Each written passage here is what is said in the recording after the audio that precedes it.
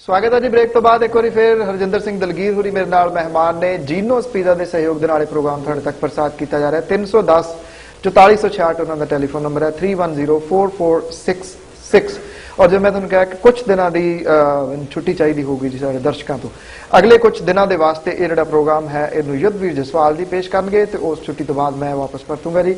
मेरे जान का जो थोड़ा जिहा रीजन वही है जोड़े मैंटली चैलेंज बच्चे ने, जोड़े मंदबुद्धि बच्चे ने, उन्होंने जो इंस्टीट्यूशन पटियाले के है वो नवी बिल्डिंग जी है वो ओपनिंग होनी है। उस मौके पर कुछ दिनों के वास्ते मेरी गैर हाजिरी जी प्रवान करनी। हरजिंदर सिंह दलगीर होरी मेरे नाल गलबात जी कर रहे हैं। दलगीर साहब ब्रेक ते जाण तो पहला आप गलबात कर रहे सी डेरावाद के बारे कि कित्थों यह पनपिया अज जिस जगह के उत्ते डेरावाद चले गया होया जिन्नियां सियासी पार्टियां ने सारियां दी उन्हां दी टेक जिहड़ी उत्थे ही रह गई है। जे प्रकाश सिंह बादल होरां दीयां फोटोआं छप रही ने जां कैप्टन अमरिंदर सिंह होरी जा रहे ने डेरियां दे विच जिन्नियां भी पार्टियां ने क्योंकि उन्हां तो बिना हिलिया नहीं जा सकता जिन्नियां ओह वोटां लैके बैठे। तुसीं की समझदे हो पंजाब नूं किस पासे लै जावेगा, सिखां नूं किस पासे लै जावेगा डेरावाद?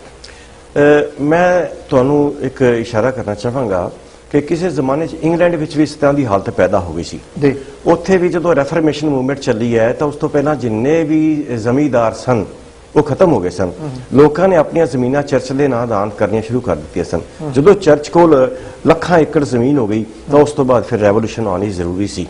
तो रेफरमेशन ऐसी आई भाई प्रोटेस्टेंट जड़े अलग हो गए, कैथोलिक सी जड़े पोप नूं लैके अपने नाल फिरदे रहे। सो सारा यूरोप जड़ा कैथोलिक ते प्रोटेस्टेंट च वंडिया गया। अगों फिर लुथेरियन आ गया तो होर इस तरह के ये डिवीजन होंदियां गईयां। उही अज इस तरह की हालत पंजाब च हुई है। 15,000 के करीब डेरे या साध जिहड़े अपने आप नूं बाबा या संत कुछ कहिंदे आ वो हैं और इन्हां दे कोल ज्यादा ना सी 2 लाख एकड़ पंजाब की जमीन है। बिल्कुल मिसाल के तौर पर राधा स्वामी का डेरा है, प्राइम लैंड है। हाँ जी, और जीटी रोड के सारे पासे इन्होंने को जमीन जी 1-1 करोड़ 2-2 करोड़ रुपए की है। और ये एक माफिया जिदा एस्टैबलिशमेंट बनिया हुई ने इटली च या बॉम्बे च, इस तरह एक रिलीजियस माफिया बन गया है। उस रिलीजियस माफिए ने सारा जड़ा पैसा अपने कब्जे च किया है। तो देखो सब तो ज्यादा इनकम है इस वेले इन्हों डेरेदारां दी है, भावें मानसिक भी होवा है, भावें सरसे वाला है, भावें ब्यासा वाला है।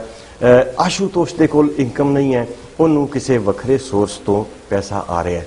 और लगता है ना भी जिस तरह भी सरसा वाला डेरा उसने बादल ना समझौता कर लिया, पर दूसरे पास ये भी है जी कैप्टन अमरिंदर सिंह का बठिंडे तो MLA है वो गुरमीत राम दा कुड़म है जी, ओदा कुड़म है जसी। हाँ जी, सो इस तरह जिहड़ा सरसे वाला डेरा है इन्हां दा कुड़म है मत्तेवाल हर जिहड़ा पंजाब दा advocate general even Bikramjit Singh Majithia होरां दे पिछले दिनों दे विच मैरिज हुई है। वो जिहड़े राधा स्वामीआं दे उन्हां दा भाणजी है ओदी जिहड़ा मुखी है बिल्कुल उसे परिवार नाल है। सो दोने कुड़म जिहड़े ने वो ब्यासा वालियां नाल कंसर्न ने और इस कन्फ्लिक्ट ने ही कैप्टन अमरिंदर सिंह नूं इन्हां दे नेड़े लिआंदा। दलगीर साहब एक तां वो डेरे हो गए, हुण विदेशां दे विच तुसीं भी विचरदे हो जिहड़ी इत्थे प्रॉपर्टियां बना के जिहड़े साडे लोग बैठ गए ने, जिहड़े गुरुद्वारियां दे उत्ते काबज ने, वो भी किसी नूं मैंबरशिप नहीं देनी चाहुंदे, वो जिहदे ते चाहुंदे ने वो पाबंदी लांदे ने। इन्हां नूं किस कैटेगरी च लिआउंदे तुसीं? ये भी बिल्कुल उस तरह डेरे ने, पर ये थोड़ी जा एक होर वखरी किस्म भी इन्हां विच आ गई है।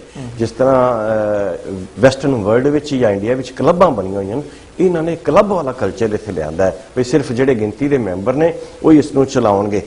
है डेरे वाला सिस्टम जिहड़ा मर्यादा वाला डेरे वाला सिस्टम है तो इस ते कब्जा जिहड़ा है माफिया क्लब वाला सिस्टम जिहड़ा वो कर लिया गया। गुरुद्वारियां दा कोई मैंबर नहीं बन सकता, बरादरियां दे नां गुरुद्वारे बन गए ने और गुरुद्वारे नूं डांग दे नां ते कायम किया जा रहा, कब्जा किया जा रहा, जिहदा नतीजा है भी नंबर 1 तां यूथ जिहड़ी है वो बिल्कुल टुट गई है। फिर दलगीर साहब जिहड़े मनुखी अधिकारां दी गल कीती जांदी है, मान लो तुसीं किसी कि जिन्ने तुसीं बोल्ड बोलते हो किसी गुरुद्वारा साहिबान की स्टेज के उत्तों जाके, मेरा ख्याल तो थोड़े वास्ते बड़ा मुश्किल होगा इन्होंने मुल्कों के बोलना। जी मनुखी अधिकारों की गल है कि असीं फलाने नूं बोलन नहीं देना, कि सिखिज्म दे विच मनुखी अधिकार तुसीं किहनूं गिणदे हो? सिखिज्म च मनुखी अधिकार की गल भी तुसीं अपने मन की गल जदों चाहो कह सकते हो और दलील नाल उसनूं जे कोई रद्द कर सकदा ते करे। गुरु नानक साहब की सब तो पुरानी एग्जाम्पल ये सिखी शुरू ही उत्थों होंदी है, रोज ना कीजै उत्तर दीजै। जो सिद्धा नाल उन्हां दी गोश्त हुई है तो उन्हां दा पहला ही सी जदों वो एग्रैशन च आए ने ना, कहंदे प्लीज नहीं दलील नाल जे गल कट सकते हो तो ठीक है, अदरवाइज नहीं। जब लग दुनिया रही है नानक किच सुनिए किच कही है, अभी सुनिए पहला है कही है बाद विच है। जे असीं मैं तो इत्थों तक जाना ਸ਼ਾਇਦ ਕਿਸੇ ਨੂੰ ਇਹ ਗੱਲ ਪਸੰਦ ਨਾ ਵੀ ਹੋਵੇ। ਅਸੀਂ ਪਿੱਛੇ ਜੇ ਸਾਡੇ ਪੰਜਾਬ 'ਚ ਇੱਕ ਲਹਿਰ ਚੱਲੀ ਹੈ ਵੀ ਜਿਹੜੇ ਆਸ਼ੂਤੋਸ਼ ਦੇ ਡੇਰੇ ਆ ਨਾ ਸਤਸਾ ਵਾਲੇ ਡੇਰੇ ਆ ਇਹਨਾਂ ਨੂੰ ਬੰਦ ਕੀਤਾ ਜਾਏ। ਮੈਂ ਬਿਲਕੁਲ ਇਸ ਦੇ ਅਗੇਂਸਟ ਆ, ਕਿਉਂਕਿ ਉਹਨਾਂ ਨੂੰ ਵੀ ਆਪਣਾ ਧਰਮ ਚਲਾਉਣ ਦਾ ਹੱਕ ਹੈ। ਬਲਜੀਤ ਸਿੰਘ ਦਾਦੂਵਾਲ ਉਭਾਰਿਆ ਜਾ ਰਿਹਾ ਨਾ ਜੀ ਉਹਨੂੰ ਕਿਉਂਕਿ ਉਹ ਵੋਟਾਂ ਦੀ ਰਾਜਨੀਤੀ ਹੈ। ਸ਼੍ਰੋਮਣੀ ਕਮੇਟੀ ਦੀ ਇਲੈਕਸ਼ਨ ਆ ਰਹੀ ਹੈ, ਉਹਦੇ ਵਾਸਤੇ ਉਭਾਰਿਆ ਜਾ। ਜੇ ਤੁਸੀਂ ਸਮਝਦੇ ਵੀ ਸਰਸੇ ਵਾਲੇ ਗਲਤ ਨੇ, ਤੁਸੀਂ ਆਪਣਾ ਪ੍ਰਚਾਰ ਕਰੋ। ਜੇ ਤੁਸੀਂ ਦਲਿਤਾਂ ਨਾਲ ਮਿਸਬਿਹੇਵ ਕਰਦੇ ਹੋ, ਉਹਨਾਂ ਦੇ ਵੱਖਰੇ ਡੇਰੇ, ਉਹਨਾਂ ਦੇ ਵੱਖਰੇ ਗੁਰਦੁਆਰੇ ਬਣਾਉਣ, ਸ਼ਮਸ਼ਾਨ ਘਾਟ ਤੱਕ ਤੁਸੀਂ ਵੱਖਰੇ ਬਣਾਉਂਦੇ ਹੋ। ਕੱਲ ਨੂੰ ਜਿੱਦਾਂ ਯੂਪੀ ਐਮਪੀ ਬਿਹਾਰ ਵਿੱਚ ਦਲਿਤਾਂ ਦਾ ਖੂਹਾਂ ਤੇ ਚੜ੍ਹਨਾ ਬੰਦ ਕੀਤਾ ਸੀ, ਇਸ ਤਰ੍ਹਾਂ ਉਹਨੂੰ ਕੱਲ ਨੂੰ ਨਲਕਿਆਂ ਤੋਂ ਪਾਣੀ ਵੀ ਪੀਣ ਦਿਓਗੇ। ਔਰ ਜਿਹੜੀ ਸਿੱਖੀਜ਼ਮ ਸੀ ਉਹ ਤੋਂ ਟੋਟਲੀ ਉਲਟ ਜਿਹੜੀ ਗੱਲ ਜਾਣੀ ਸ਼ੁਰੂ, ਉਹ ਕਹਿੰਦੇ ਇੱਕ ਪਿਤਾ ਏਕਸ ਕੇ ਹਮ ਮਾਰਕ, ਇੱਕ ਨੂਰ ਤੇ ਸਭ ਜਗ ਉਪਜਿਆ, ਔਰ ਅਸੀਂ ਸਾਰਿਆਂ ਨੂੰ ਵੱਖਰਾ ਵੱਖਰਾ ਕਰੀ ਜਾਂਦੇ। ਇੱਕ ਅਹਿਮ ਜਿਹੜੀ ਇਸ਼ੂ ਹੈ ਉਹਦੇ ਤੇ ਮੈਂ ਤੁਹਾਡੇ ਵਿਚਾਰ ਜ਼ਰੂਰ ਜਾਣਨਾ ਚਾਹੁੰਦਾ ਹਾਂ। ਕੀ ਕਾਰਨ ਹੈ ਕਿ ਅੱਜ ਦੋ ਜਿਹੜੇ ਧੜੇ ਬਣ ਗਏ ਨੇ ਇਸ ਮਾਮਲੇ ਤੇ ਵੀ? ਨਾਨਕਸ਼ਾਹੀ ਕੈਲੰਡਰ ਕਿਹੋ ਜਿਹਾ ਹੋਣਾ ਚਾਹੀਦਾ ਹੈ? ਕੀ ਹੁਣ ਸਿਰਫ ਕੈਲੰਡਰ ਹੀ ਇੱਕ ਮੁੱਦਾ ਹੈ? ਇਹ ਅਸਲ 'ਚ ਜਿਹੜਾ ਅਸਲ ਨੁਕਤੇ ਨੇ ਉਹਨਾਂ ਤੋਂ ਲੋਕਾਂ ਦਾ ਧਿਆਨ ਹਟਾਉਣ ਵਾਸਤੇ ਉਹ ਨਾਨ ਇਸ਼ੂਜ਼ ਨੂੰ ਛੇੜਿਆ ਜਾ ਰਿਹਾ ਹੈ। ਕੈਲੰਡਰ ਤਿਆਰ ਕੀਤਾ, ਜਦੋਂ ਤਿਆਰ ਕੀਤਾ ਗਿਆ ਤੇ ਸ਼੍ਰੋਮਣੀ ਕਮੇਟੀ ਨੇ ਐਕਸੈਪਟ ਕੀਤਾ। ਉਹਦੇ 'ਚ ਵੀ ਦੋ ਧੜੇ ਹੋ ਗਏ, ਇੱਕ ਪਾਸੇ ਬੀਬੀ ਜਗੀਰ ਕੌਰ ਹੋ ਗਈ, ਇੱਕ ਪਾਸੇ ਪੂਰਨ ਸਿੰਘ ਹੋ ਗਿਆ, ਜਥੇਦਾਰ ਸੀਗਾ। ਇਸ ਤੋਂ ਪਹਿਲਾਂ ਭਾਈ ਰਣਜੀਤ ਸਿੰਘ ਨੇ ਵੀ ਇਸ ਦੇ ਉੱਤੇ ਬਿਆਨ ਲਾਈ ਰੱਖਿਆ। ਫਿਰ ਜਦੋਂ ਚੌਕ ਮਹਿਤਾ ਡੇਰੇ ਵਾਲਿਆਂ ਦਾ ਜ਼ੋਰ ਚੱਲਿਆ, ਉਹਨਾਂ ਨੇ ਇਹਨੂੰ ਬਦਲ ਦਿੱਤਾ। ਹੁਣ ਜਿਹਨੇ ਜਿਹੜੇ ਪਿੰਡਰਾ ਮਹਿਤਾ ਜੱਥਾ ਜਾਂ ਇਹ ਸਾਰੇ ਜਿਹੜੇ ਨੇ ਉਹ ਕੈਲੰਡਰ ਬਦਲਣ ਦੇ ਅਸਲ ਜ਼ਿੰਮੇਦਾਰ ਉਹੀ ਨੇ, ਤਾਂ ਉਸ ਨੂੰ ਬਦਲ ਦਿੱਤਾ ਗਿਆ। ਦਿੱਲੀ ਗੁਰਦੁਆਰਾ ਕਮੇਟੀ ਨੇ ਕਿਹਾ ਵੀ ਅਸੀਂ ਇਸ ਨੂੰ ਲਾਗੂ ਕਰਾਂਗੇ, ਇਸ ਦੇ ਉੱਤੇ ਕਨਵੈਨਸ਼ਨਾਂ ਸੱਦੀਆਂ, 2 ਵਾਰੀ ਕਨਵੈਨਸ਼ਨ ਸੱਦੀ ਹੈ। ਕੌਮ ਦਾ ਕਰੋੜਾਂ ਰੁਪਈਆ ਇਸ ਗੱਲ ਤੇ ਲੱਗ ਰਿਹਾ, ਔਰ ਹਾਲਾਂਕਿ ਇਹ ਨਾਨ ਇਸ਼ੂ ਹੈ।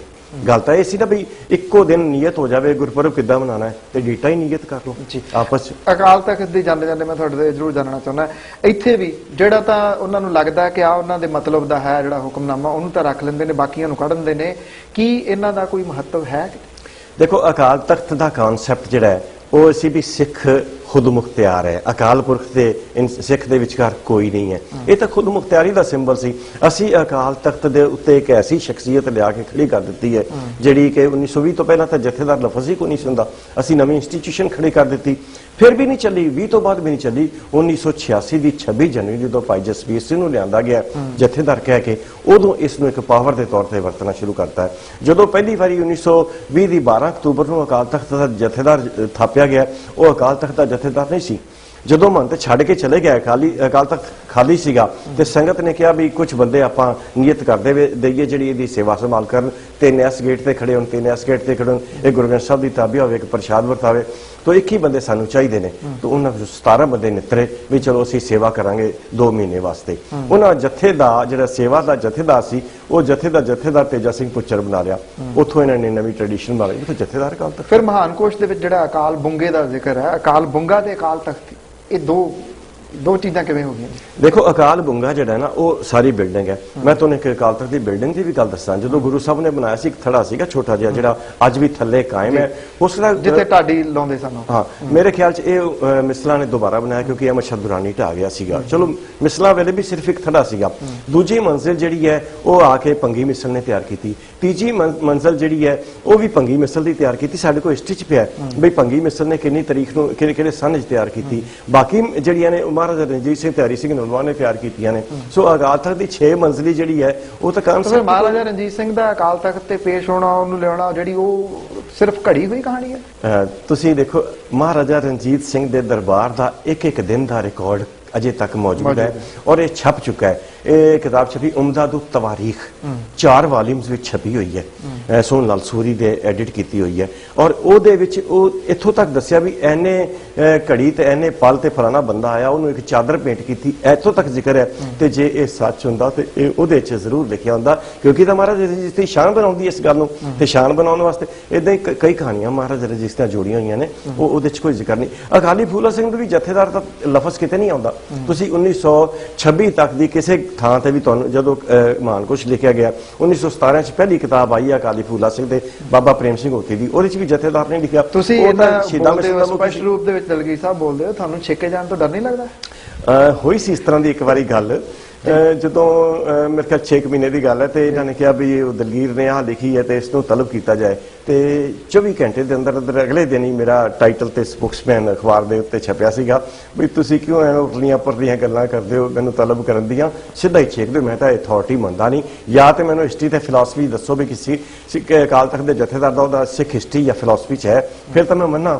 ਜਦ ਹੈ ਹੀ ਨਹੀਂ ਤੇ ਮੈਂ ਤੁਹਾਡੇ ਕੋਲ ਕੋਈ ਡਰ ਕਰਦਾ ਛੇਕਣਾ ਛੇਕ ਲਓ। ਔਰ ਉਸ ਤੋਂ ਬਾਅਦ ਬੰਦ ਕਰਤਾ ਉਹਨਾਂ ਨੇ ਛੇਕਣਾ ਲੋਕਾਂ ਨੂੰ। ਤੁਹਾਡੀ ਇਹ ਫੇਰੀ ਦਾ ਬਰੀਫ ਦੇ ਵਿੱਚ ਦੱਸੋ ਤਾਂ ਕੀ ਮਕਸਦ ਹੈ ਜੀ ਟੋਰਾਂਟੋ?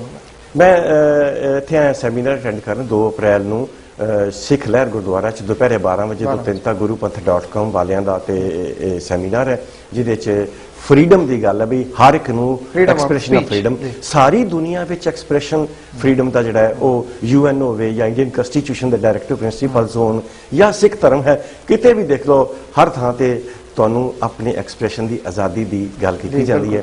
ਤਾਂ ਮੈਂ ਉਸ ਜਿਹੜਾ ਸਿੱਖ ਲਹਿਰ ਦਾ ਬਹੁਤ ਮਿਹਰਬਾਨੀ, ਤੁਹਾਡੇ ਨਾਲ ਗੱਲਬਾਤ ਕਰਕੇ ਬਹੁਤ ਵਧੀਆ ਲੱਗਿਆ ਦਲਗੀਰ ਸਾਹਿਬ, ਬਹੁਤ ਮਿਹਰਬਾਨੀ। Thank you. ਤੇ ਸਾਰੇ ਦਰਸ਼ਨ ਦਿਓ 2 ਅਪ੍ਰੈਲ ਨੂੰ ਜੀ। ਸੋ ਜਦੋਂ ਅਸੀਂ ਗੱਲ ਇਜਿਪਟ ਦੀ ਕਰਦੇ ਹਾਂ, ਉੱਥੇ ਲੋਕ ਜਿਹੜੇ ਲੜ ਰਹੇ ਨੇ, ਫਰੀडम ਆਫ ਸਪੀਚ ਦੀ ਗੱਲ ਹੈ, ਗੱਲ ਲਿਬੀਆ ਦੀ ਹੁੰਦੀ ਹੈ ਤਾਂ ਫਰੀडम ਆਫ ਸਪੀਚ ਦੀ ਗੱਲ ਹੈ, ਪਰ ਜਦੋਂ ਸਾਡੀਆਂ ਸਟੇਜਾਂ ਦੇ ਉੱਤੇ ਗੱਲ ਆਉਂਦੀ ਹੈ ਤਾਂ ਫਿਰ ਉੱਥੇ ਆ ਕੇ ਇੱਥੇ ਕਹਾਣੀ ਇਹ ਖਤਮ ਹੋ ਜਾਂਦੀ ਹੈ ਜੀ ਵੀ ਨਾ, ਬੋਲਣ ਦਾ ਹੱਕ ਜਿਹੜਾ ਉਹ ਚੰਦ ਬੰਦਿਆਂ ਨੂੰ ਹੈ, ਜੇ ਤੁਸੀਂ ਬੋਲੋਗੇ ਤਾਂ ਫਿਰ ਤੁਸੀਂ ਸਮਝਦੇ ਹੋ ਕਿ ਫਿਰ ਕੀ ਕੀਤਾ ਜਾਊਗਾ। ਪ੍ਰੋਗਰਾਮ ਵੇਖਣ ਦੇ ਵਾਸਤੇ ਤੁਹਾਡਾ ਬਹੁਤ ਬਹੁਤ ਧੰਨਵਾਦ। ਜੀਨੋਸ ਪੀਜ਼ਾ ਦੇ ਸਹਿਯੋਗ ਦੇ ਨਾਲ ਪ੍ਰੋਗਰਾਮ ਤੁਹਾਡੇ ਤੱਕ ਪ੍ਰਸਾਰਿਤ ਕੀਤਾ ਜਾਂਦਾ ਹੈ। 310 4466 ਉਹਨਾਂ ਦਾ ਟੈਲੀਫੋਨ ਨੰਬਰ ਹੈ। ਮੇਰੀ ਤੁਹਾਡੀ ਮੁਲਾਕਾਤ ਕੁਝ ਦਿਨਾਂ ਤੋਂ ਬਾਅਦ ਦੁਬਾਰਾ ਰਹੇਗੀ ਜੀ। ਮੈਂ ਇਸ ਆਸ ਦੇ ਨਾਲ ਅੱਜ ਦਾ ਇਹ ਪ੍ਰੋਗਰਾਮ ਸਮਾਪਤ ਕਰ ਰਿਹਾ ਜੀ ਕਿ ਤੁਹਾਡਾ ਆਉਣ ਵਾਲਾ ਜਿਹੜਾ ਕੱਲ ਹੈ ਉਹ ਅੱਜ ਨਾਲੋਂ ਕਿਤੇ ਬਿਹਤਰ ਹੋਏਗਾ। ਅਗਲੀ ਮੁਲਾਕਾਤ ਤੱਕ ਇਜਾਜ਼ਤ ਦਿਓ ਜੀ। ਸਤਿ ਸ੍ਰੀ ਅਕਾਲ।